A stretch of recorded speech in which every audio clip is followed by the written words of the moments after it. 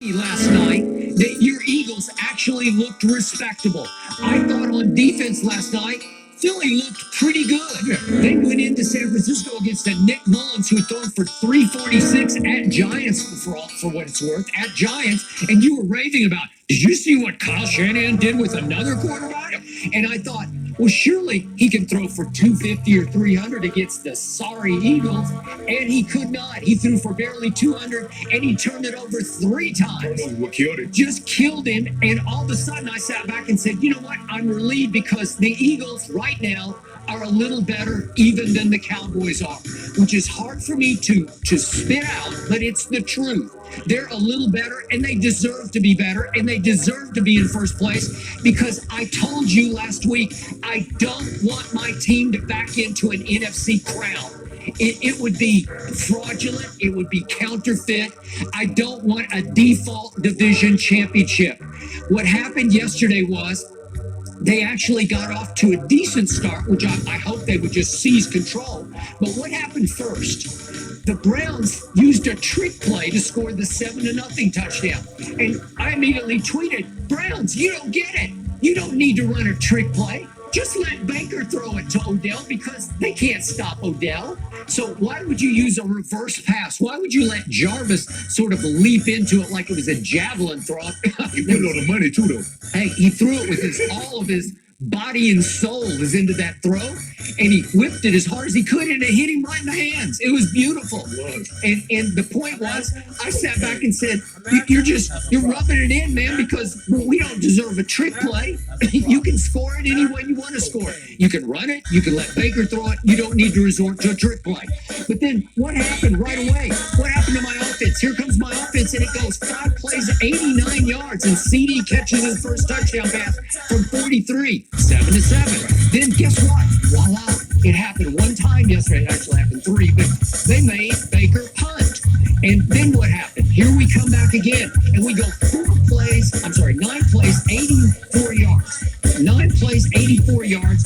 And the one you talked about, that laser right between the 2 DBs, it probably should have been at least knocked down. Or Martin knocked out. Okay. And Amari caught it and was gone because there's nobody left. And that was 4th and 2, and all of a sudden it's 14-7. So don't tell me that they laid an egg from the start because they're 14-7. And then what happens? You detailed it. The next time they have the football, they wait a second. Dak turns it over. He gets strip sacked not from the blind side, from the eye side. Dak, you can't get strip sacked from the eye side. You know he's over there. You see where 95 lines up. He's obviously very hard to block. And if he's on Terrence Steele, who is an undrafted rookie out of Texas Tech, what do you think's going to happen? Isn't he going to fly across? And that's why they put him on that side. Okay. Because they don't want him against Tyrus Mills. They want him against the weak tackle. And they flip-flopping it. Okay, I got it. So, Dak, you just got to watch it and get rid of it or just duck and cover. If he gets you, live to tell about another play. But he gets strip sacked and gives them a short field. It's 34 yards, 4 plays, and all of a sudden it's 21-14. And then here comes Zeke, and he fumbles and gives them a short. He gave him 51 yards, and it takes him 6 plays, and all of a sudden it's 28-14. So that brings me to the turnovers. My team is dead last in turnover ratio. What usually happens to the team that's dead last? He usually gets the first pick in the draft. My team easily could be 0-4. You can argue it should be 0-4 because of the miraculous recovery of the onside kick. They didn't really recover it. Atlanta just didn't recover it, right? Okay, so they could be 0-4. And this defense, Mike Nolan's defense, and I know Mike, you know him a little bit. Okay, he's a really good guy. I know his father very well. He used to play golf with his father, Dick Nolan. He used to coach the 49ers and was Cowboy assistant for a long time under Tom Landry. But the point is, Mike Nolan, 24th, 27th, and 32nd in dead last. Those were his last 3 coordinator finishes. Why did he get this job? Because once upon a time, he gave Mike McCarthy a job when he was the head coach in San Francisco and gave him a big jump start. Not that he hadn't already been, he was on the New Orleans staff. But he gave him the opportunity to be a coordinator. And it was a huge deal, so he repaid. It's like cronyism, okay? I don't see any results through 4 games. This is the all-time Dallas defensive humiliation. This is a team that used to have Doomsday Channel.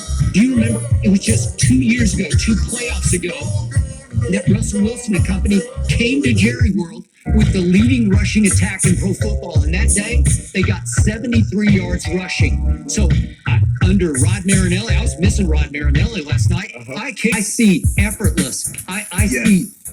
Okay, so in the end, what happens? As usual, I've seen this movie 4 times this year. Desperate Dak takes over.